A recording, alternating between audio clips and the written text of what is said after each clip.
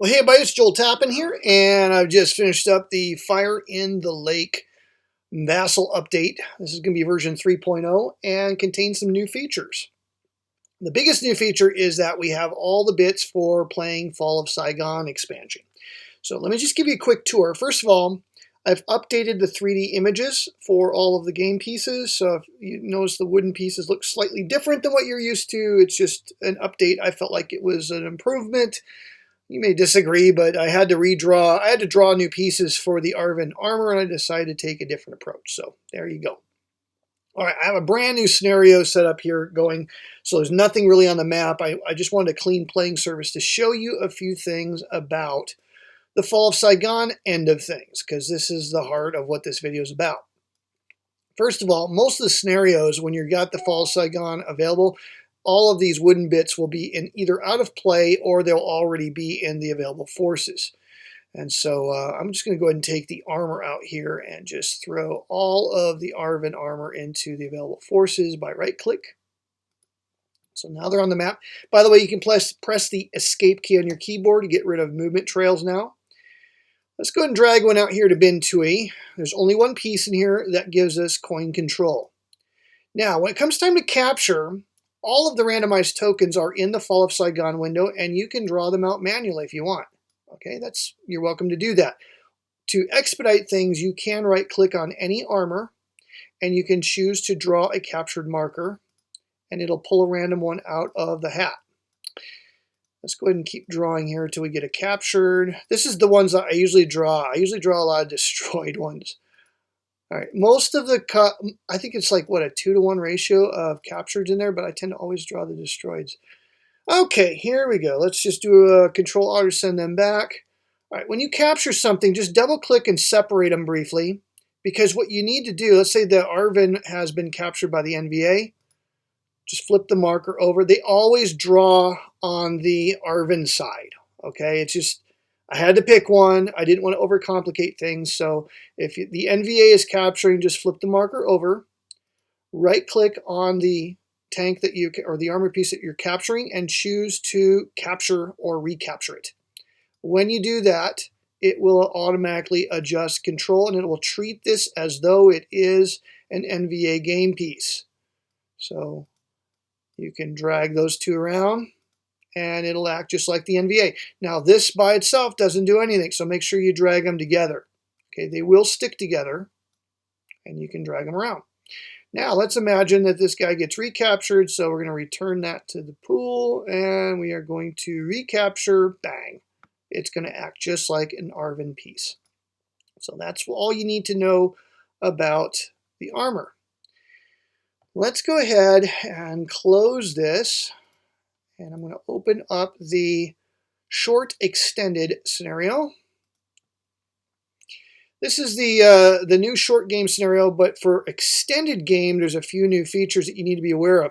When it's time, and by the way, the play aid cards, click on the packs counter on the toolbar, and there is a Fall of Saigon tab. So you're used to looking at these player aid cards. Well, if you click on Fall of Saigon, you can go in and look at make sure you're using the updated player aid cards. Okay, Paris Peace, coup round is also included. All right, let's say that we are going to shift over because the Paris Peace has happened. We're going to shift over to now the Fall of Saigon extended portion of the scenario.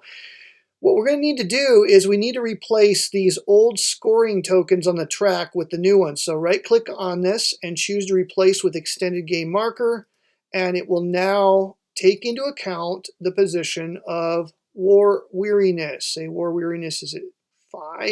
Let's do that. You'll notice that it dropped the NVA plus bases minus war weary down to 4.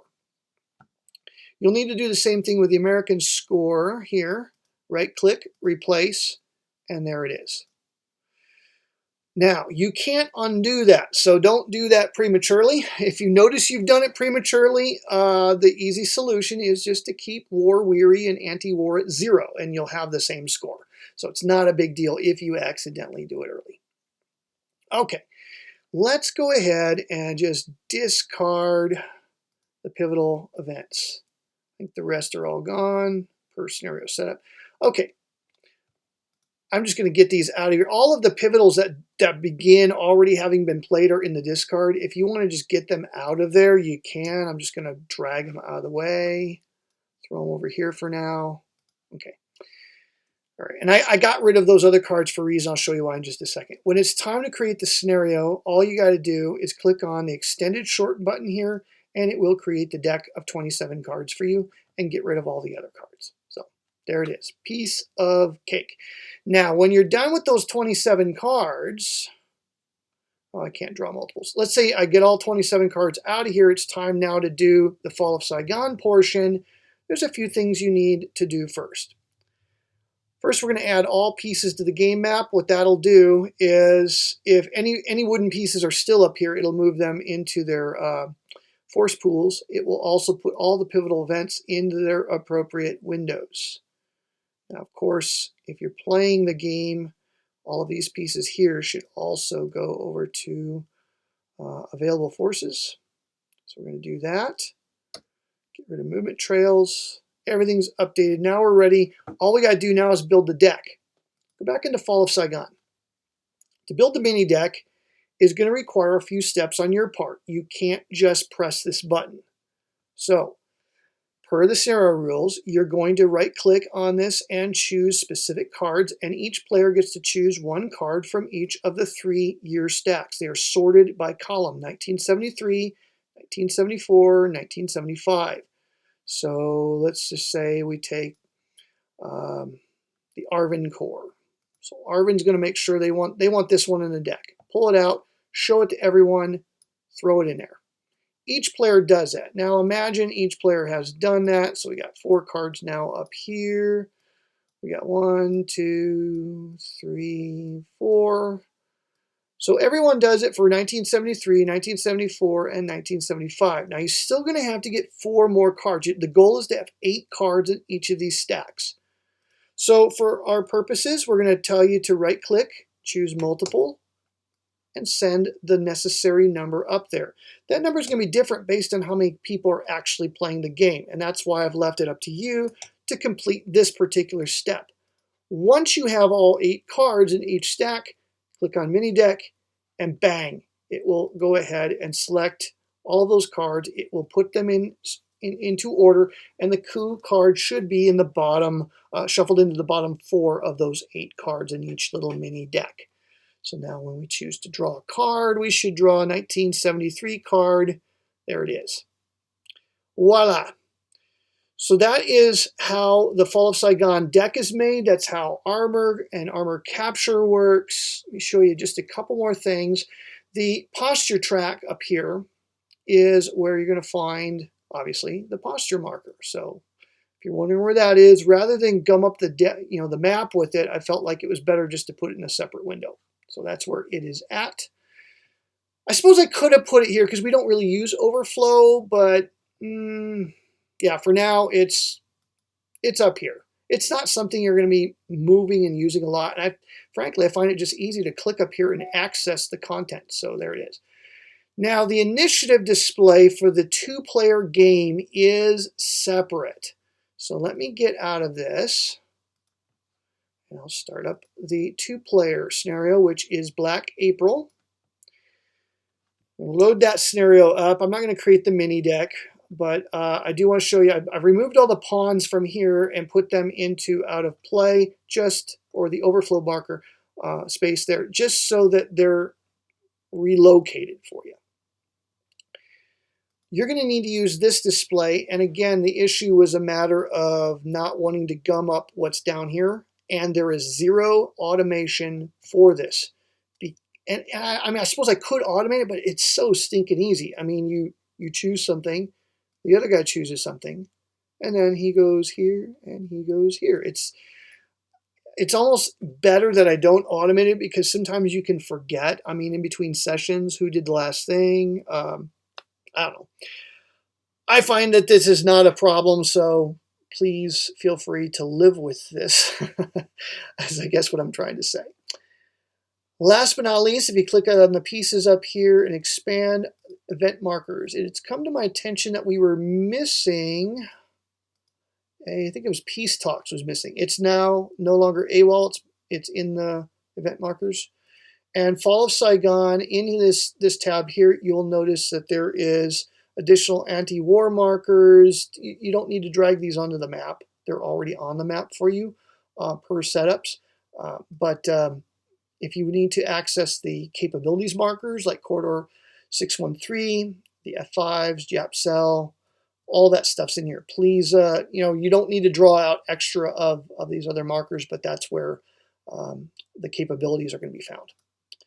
And I think that is how everything works in the module. I hope you enjoy the video. I hope this is helpful for you. There are no shortcuts for war weariness. If you need to adjust it, just manually drag and drop and it'll adjust the score for you. So you see as I drop this down, it moves the other one up. Piece of cake. And because this is only used in that final segment, I just didn't want to gum things up by putting markers up here in the toolbar or adding things unnecessarily. You can run into a situation. Let's do this. Let's just eliminate a bunch of ARVN control. Okay. Let's say the ARVN control has been reduced. Let's say we got the score is 6 now. 3, 4, 5, 6. Okay, let's say I've got 18 war weary and the rest of the score brings everything down to a net of 0. If I drop this one more, you're going to get an error. Bad data in module. Okay, the score will be correct on here, but since we don't have negative numbers, you're going to get this error marker. It doesn't really affect anything. As soon as you correct things, it will resolve itself. So once you go down, so we got 18, and voila, yeah, it'll resolve itself. So I didn't want you to panic if you ran into that issue. The bad data in module just means that we don't have negative spaces on the numeric track for that.